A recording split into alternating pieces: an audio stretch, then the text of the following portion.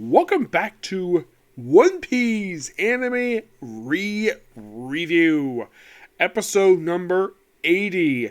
This was discussing episodes 879 to 882. In these four episodes, we're basically deep into the Levely arc. Yes, this particular arc is basically sort of a political style arc that when it originally aired, it was only about 12 episodes. Yeah, it was really short, but here's the thing, the manga version of the story was only 6 chapters. And in these 4 episodes, we have several things established here and a lot of new characters. And I mean a lot of new characters. My gosh. Some of them don't even have English speaking roles. Yes. Like, for instance, now in the case of 879, mostly put in the case of that one and some of these episodes, Luffy is not really featured very much this arc. I mean, the first episode is the only time he's featured the entire arc. He's featured at the start of it, and he disappears. He's not sitting into the start, into partway into the Wano arc. Yes, that's the way it is in the manga version, because Luffy just basically just crying that his bounty's gone down. I think it's like 150 million. When Brooke basically looked closely at it, it was actually 1.5 billion, which that was his bounty into the conclusion of the most recent arc of the series. Wano, yes, at the conclusion of this arc, the bounty went up, like a lot. Like it went up by I think it was like about 2 billion went up, which made his at the time right now the second highest bounty in the whole series, behind somebody who's completely ridiculous. The fact he's got the highest bounty for no reason, because he's a really ridiculous character, but he's one of my favorite recurring characters in One Piece. But I will discuss that in a later time. So aside from that, and the fact Luffy's looking at paper or what happened with Sabo, not much is known exactly what happened with Luffy. And of course we see Sabo, we see him, we just relaxing and waiting for the 4 officers, which they debuted in episode 780, and the 4 officers who are basically in these episodes. Well, first up, we have debut of Peachbeard. Yes, a guy who works for Blackbeard, and for some reason, his belt says Momo. Now, who the heck voices this guy? There is no credit for an English dub actor for him, so no idea. Appearance-wise, he looks like a dollar store rip-off of Blackbeard. Yeah, that's simply what he is. He's called Peachbeard because his beard is peach. That's it. We also see the debut of Moda. Yes, Moda. A character who showed up in the cover story, who showed up in this one episode. Yeah, her first official appearance in this series is episode 880. Now, she actually, let's see, her voice actors is credited as Marissa Duran, which she does a pretty good job for her debut. The whole thing about her, she's the milk girl. Yeah, and I'm not going to go into exactly what happens with her later on. What's actually happened in the most recent arc. As is 4 officers, first one we see her when she's attacked by Peachbeard. She gets knocked into this woman when her shirt is open, and first she has her head on her chest and her hands on her belly. Who is this? This is Bala Betty, who is voiced by Krista Rothrock. Yes, the name sounds very similar to Christia Rothrock, a 90s actress who Ascaris Lupa basically liked reviewing her movies. Yes, but as far as I can tell, this one has nothing to do with her. In the case of this one character, she does appear more than one episode. She appears for, well, aside from this one episode, she's not seen again in this arc until episode 83. And that's it for her throughout this whole arc. Appears in 2 episodes in this entire story. And then she pops up for roughly,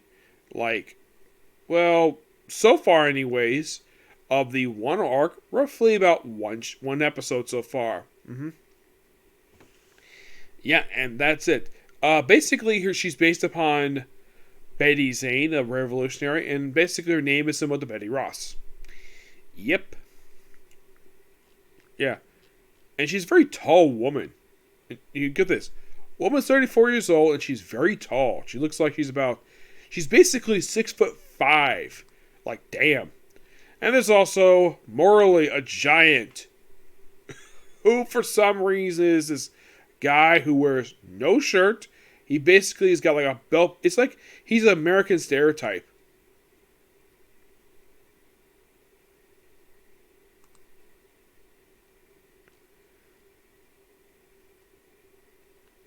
Yeah, and this giant here is gay. It's not stated he's gay, it's implied he is. Oh yeah, and despite the fact he's wearing a mini skirt, he basically tells Peachbeard, my eyes are up here. It's almost implying the fact that Peachbeard's got to think for him even though he really doesn't. If you're curious, Marley is voiced by Brad Kurtz. This character, I like his power. Not a fan of the character's personality. Not really. Nope. Yeah, he's also quite chubby. There's also Lindenberg, who is, get this, this guy is named after Charles Lindenberg, the guy who is noteworthy in world history for making the first transcontinental flight. He is the first person to ever do a flight from the United States to over to Europe. And also, there's a story involving one of his kids getting kidnapped and the kid getting killed. This also uses a minor basis for the first version of Morning Express. And the fact that Lindenberg is this character who's a cat mink, is based upon him. And he's voiced by, well, there's no credit for him. Yeah, there are a few of these basically characters, they don't really list off a character. This episode 880 is also the debut of the Sonic Kingdom. Yep. By the way, his first ever appearance was in the cover for Chapter 272. That was the first this country ever showed up. And it wasn't until what this episode was adapted from, which was Chapter, let's see, for 880. Excuse me, Chapter 904. Yep. And that's pretty much all of the members. Yep. And then of course basically after they basically do a Peachbeard. By the way, his power, her good power, is using her to inspire people, despite the fact she's insulting at first. And inspire people to basically take up clubs and beat the crap out of the Peachbeard pirates, which they proceed to run away. By the way, when the Peachbeard pirates first show up, they basically wreck a very weak Navy ship. Yeah. Apparently, all the best officers basically went basically the Navy. And the country undefended. And of course, the country became affiliated with the Revolutionary Army. Though it's currently not around the manga anymore because something happened in the recent arc of the series without I'm not going to go into its involved with manga spoilers. But I kind of already revealed exactly what happened with it when I talked about the chapter it happened in. I'm not going to talk about it here. But in the case of who else shows up here, well, first, basically, after we deal with the two-part introduction to these first two episodes here, we then go into the next two episodes, which are pretty much a recap of Impel Down the Marineford, as told by Fujiwara. Not Fujiwara. First, of course, Fujiwara shows up. The Admiral first showed up in the Dressrosa arc. Yep. Fujiwara. Yeah. This actually is his second appearance. He actually previously appeared as a one-off in the Whole Cake arc. Here, this is a proper return for him. He, of course, the Fleet Admiral is like, oh, why aren't you out catching Straw Hat? Like, you're not allowed to enter a base until you capture Straw Hat. And, of course, Fujoku is like, of course, he gives the obvious reason why that he can't be kicked out. It's not a military base. It's Mary Joie. Or Mary Jo is basically how you pronounce it. Yeah, this was technically a return for him. Yeah, it's interesting that he was actually at the palace, which I thought this was a really cool idea. In case you're curious, though, on screen, this is, I think, his only appearance this whole arc. Mostly put, he acts behind the scenes in this particular arc. He doesn't really do much of anything at all on screen. His work, basically, this arc is mostly behind the scenes work. We also see a debut of a character who's only seen silhouette here, a character by the name of Rengoku. Yes, who actually didn't show what he really looked like until the end of Wano. Yep. Oh, and by the way, he is voiced by Matthew David Rudd. Yep. Yeah, that too voices him. Now, after we go through the recap stuff with Impel Down and Marineford, told by these admirals, we then introduce basically the royalty who debuts these episodes. First of which we first have Maruran. Basically, she's her country, which is known as the Tajun Kingdom.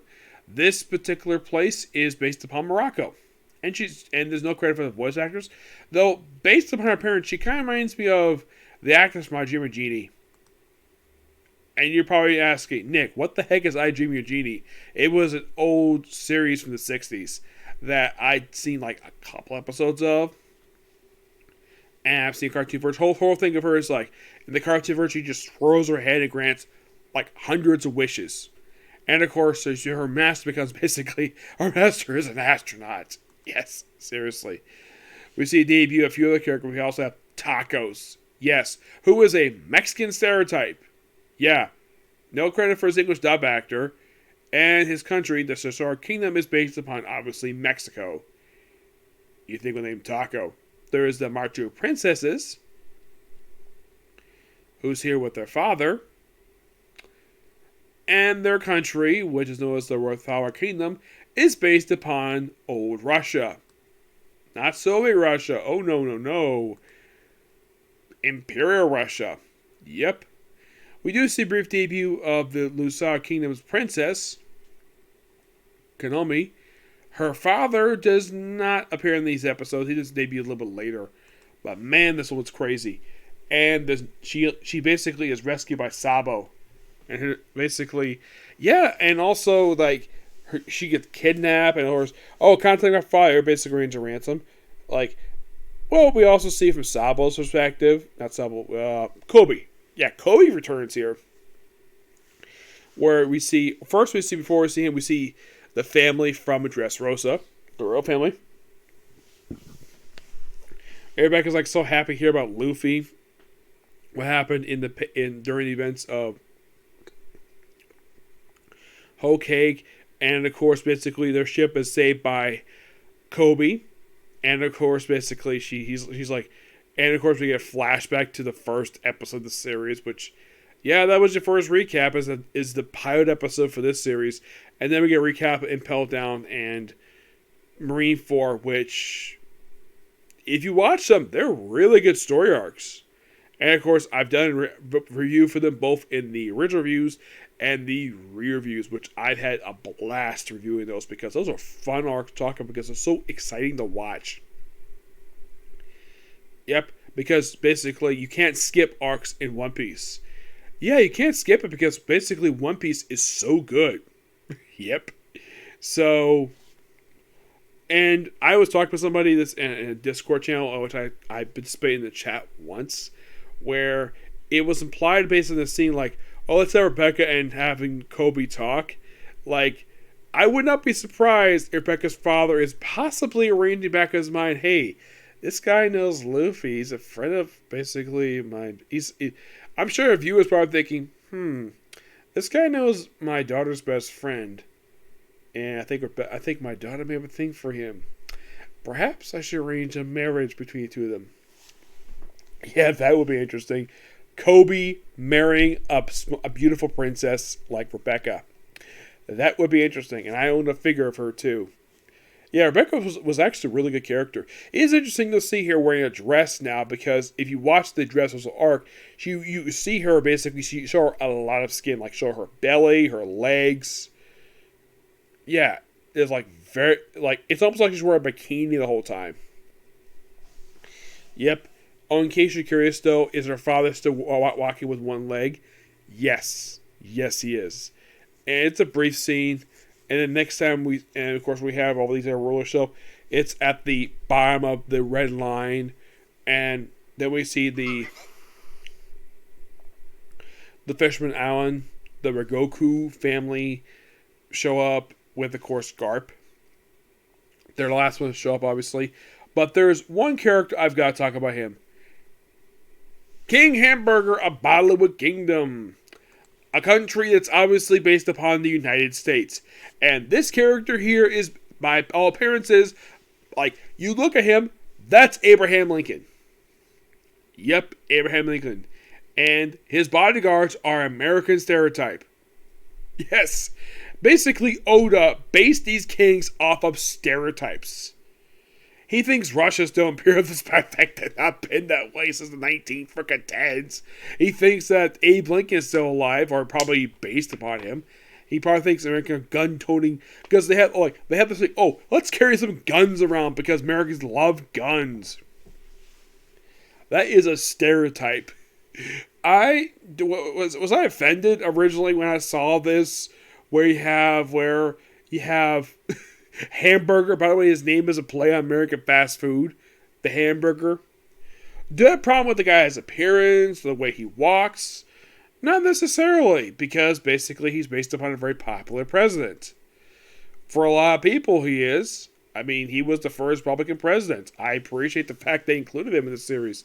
I mean, you gotta have a version of the United States in this series, and him be the king makes total sense. I mean, he's one president who was actually not controversial. Well, for a lot of people, usually history tends to very popular, basically romanticize him as a very nice guy, despite the fact he usually was, at the start of the Civil War, just saying his speech basically is translated saying, I want my money, because he wanted his money, and not about freeing the slaves. That came later. Now, is there any mention of the whole slaves thing, or the fact that the gays, like, he says he doesn't turn around, which is interesting. Though he actually does play a role in this arc. He doesn't speak very much, like, he very rarely speaks. He basically speaks here, I think he speaks 2 or 3 times, and that's it for this character. By the way, he's only seen just in this arc. Though he is seen once at the end of Wano, and that's it for this character. A lot of these characters not really much seen again. Not that big of a character. When I originally saw this in the manga, I was actually quite happy with this because it's a very good depiction of it. Though his hat I kind of found interesting because it had all the Star Spangled Stripes on it, which is, and its jacket is heavily based upon Uncle Sam, which that was so cool. Yep, but thoroughly enjoyed these 4 episodes. Can't wait to discuss the rest of the Levy arc. Yep, so yeah, that's a particular view. I'm gonna go ahead and just I'm gonna do. I have a comic corner to do. Then I'm gonna go straight to Don't Tell Miss Nog. I'm probably just gonna do 1 episode because that's all I have time to do tonight. Okay, next video.